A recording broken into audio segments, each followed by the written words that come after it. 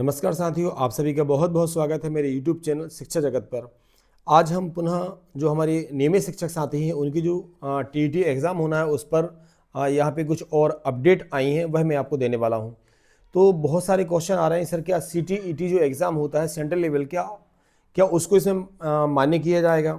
Second, जो बहुत सारे मेरे लास्ट वाले वीडियो पे कमेंट्स आए हैं वह ये है कि सर क्या अनुकंपा नियुक्ति वाले जितने भी साथी हैं क्या उनको भी एग्ज़ाम में शामिल होना होगा। अगले क्वेश्चन की बात करेंगे तो जो जितने भी हमारे प्रयोगशाला शिक्षक हैं साथी हैं उनका भी ये क्वेश्चन आ रहा है कि सर हमारा काम पढ़ाने का नहीं है, हमारा केवल प्रैक्टिकल करवाने का काम है, तो क्या हमें भी इस परीक्षा में शामिल होना पड़ेगा। इसी से संबंधित और सबसे बड़ा जो डाउट अभी बना हुआ है, हम जानते हैं कि आखिर किन शिक्षकों को परीक्षा में शामिल होना है। तो आपने आज देखा होगा साथियों, बहुत सारे जिला शिक्षा अधिकारी महोदय के पुनः आदेश जारी हुए हैं।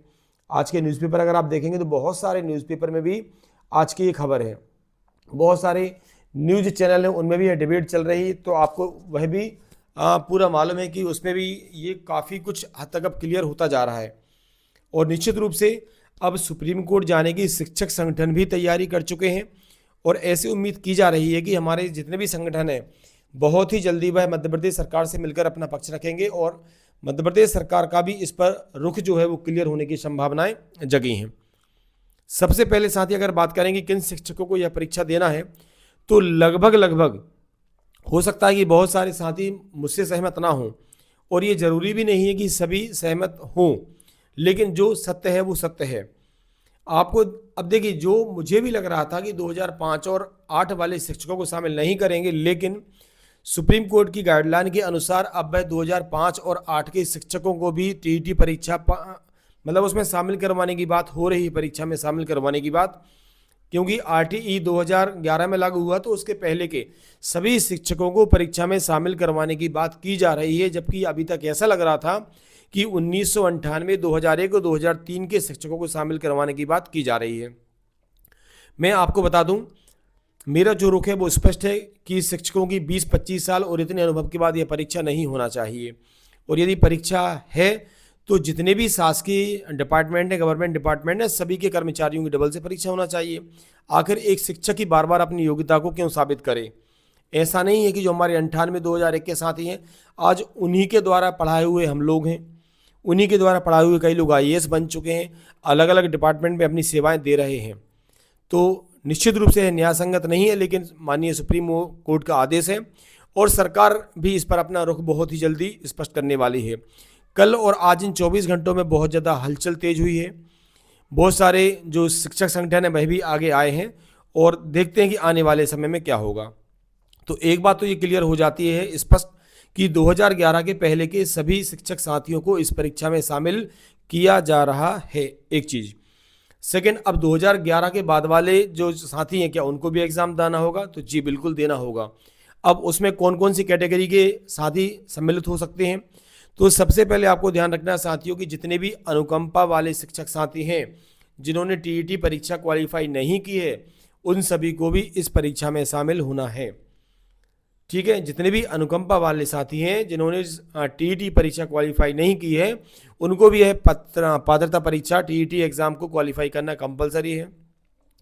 हम बात करेंगे जो भी हमारे प्रयोगशाला शिक्षक साथी हैं उन सभी को भी यह पात्रता परीक्षा करना अनिवार्य किया गया है। दो चीज़ें। सेकेंड, अगर हम बात करेंगे साथियों उच्च पद प्रभार की बात करेंगे तो उच्च पद प्रभार वाले साथी भी जो माध्यमिक शिक्षक से उच्च माध्यमिक शिक्षक बने हैं उन सभी को यह पात्रता परीक्षा पास करना अनिवार्य किया गया है। तो ये सारी चीज़ें आपकी क्लियर हो जाती हैं, क्लियर हो रहा होगा आपको।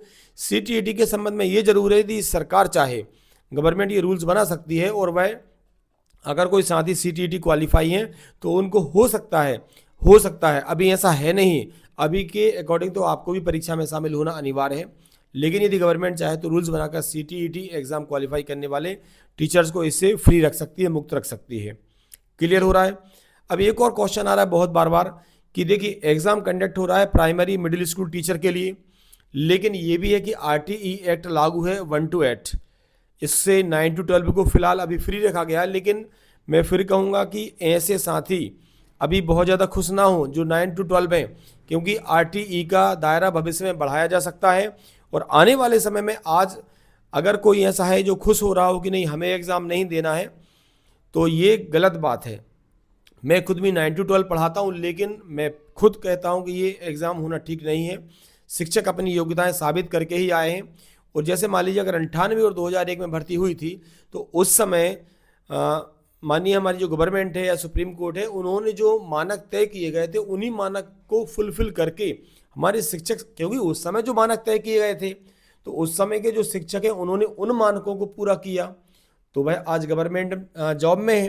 तो उस समय अगर मान लीजिए टीईटी का रूल्स होता तो वह टीईटी को क्वालिफाई करके आ जाते, इसमें उनकी तो कोई गलती नहीं है। आप सब भी इससे सहमत होंगे। ठीक है, अब हम बात करते हैं कि ऐसे हमारे जो मिडिल स्कूल टीचर हैं या मिडिल स्कूल टीचर हैं या प्राइमरी स्कूल टीचर हैं जो स्टार्टिंग से ही हाई स्कूल में पोस्टेड हैं, अब क्या उनके लिए पात्रता परीक्षा होगी? ये भी बहुत सारे क्वेश्चन आ रहे हैं। तो मैं आपको बता दूं साथी कि फिलहाल वर्तमान स्थिति को देखते हुए ऐसे साथी जो प्राथमिक और माध्यमिक शिक्षक हैं लेकिन प्रथम नियुक्ति दिनांक से ही फर्स्ट पोस्टिंग जो उनकी हुई है वह हाई स्कूल या हाई सेकेंडरी में है, तो उनको ये एग्ज़ाम नहीं देना। ये अभी तक की प्रेजेंट कंडीशन है। जब पूरा नोटिफिकेशन आएगा तब ये भी नहीं कह सकते, हो सकता कि आपको भी इस एग्ज़ाम में शामिल कर लिया जाए। तो साथियों, अनुकंपा नियुक्ति वाले हों, उच्च पद प्रभार वाले हमारे साथी हों, समझ रहे हैं आप लोग, या हाई स्कूल में पोस्टेड साथी हों, हाई स्कूल में पोस्टेड साथियों को हम जरूर छोड़ सकते हैं फिलहाल।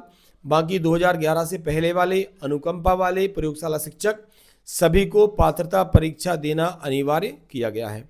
साथियों, इन 24 घंटों में यही अपडेट आई थी।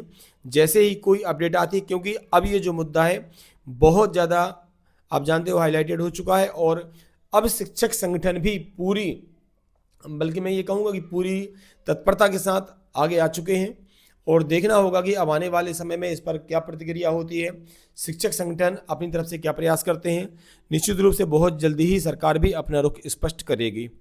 ठीक है साथियों, और जैसे ही अपडेट आती है उस अपडेट के साथ आपके समक्ष हाजिर हो जाऊंगा। आप सभी का बहुत बहुत धन्यवाद। Thank you so much.